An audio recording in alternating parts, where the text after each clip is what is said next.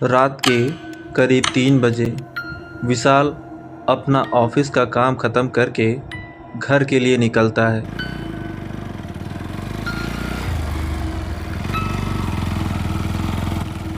लेकिन नींद आने के कारण वो रास्ता भटक जाता है और वो उसी रास्ते पर जाने लगता है जहाँ वो पुराना स्कूल और वो भयानक इलाका रहता था।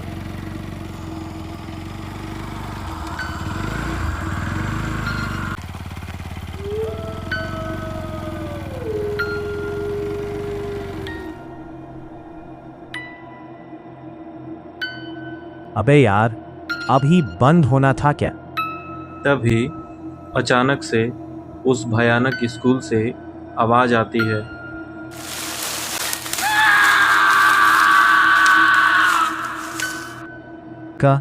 कौन है वहां? मजाक मत करो। विशाल काफ़ी घबरा जाता है और विशाल अपने आप से ही कहने लगता है, नहीं, ये सब दिमाग का खेल है। और वो बाइक स्टार्ट करने के लिए लगातार किक मारता रहता है। पहली बार में वो फेल हो जाता है, दूसरी बार भी, तीसरी बार भी, और उस विचित्र स्कूल के अंदर से आवाज़ ज़ोर ज़ोर से आने लगती है।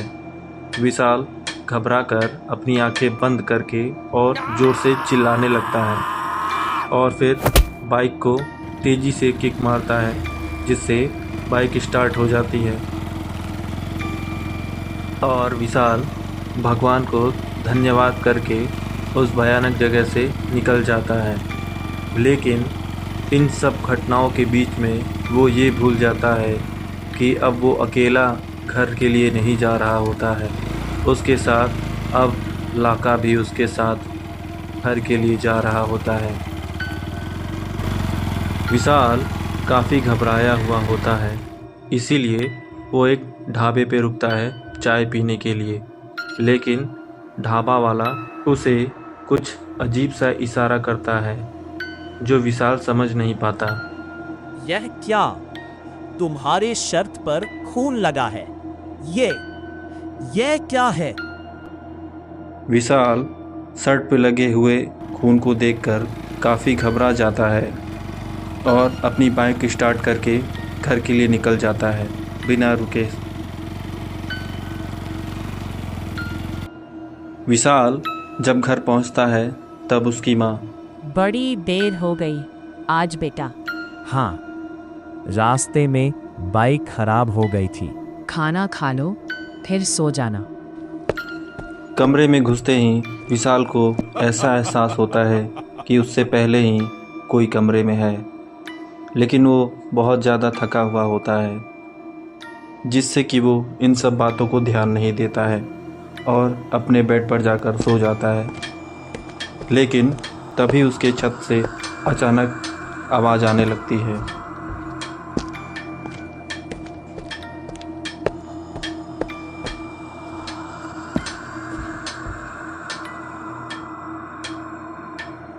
विशाल अपनी आंखें खोल कर देखता है तो हैरान ही रह जाता है।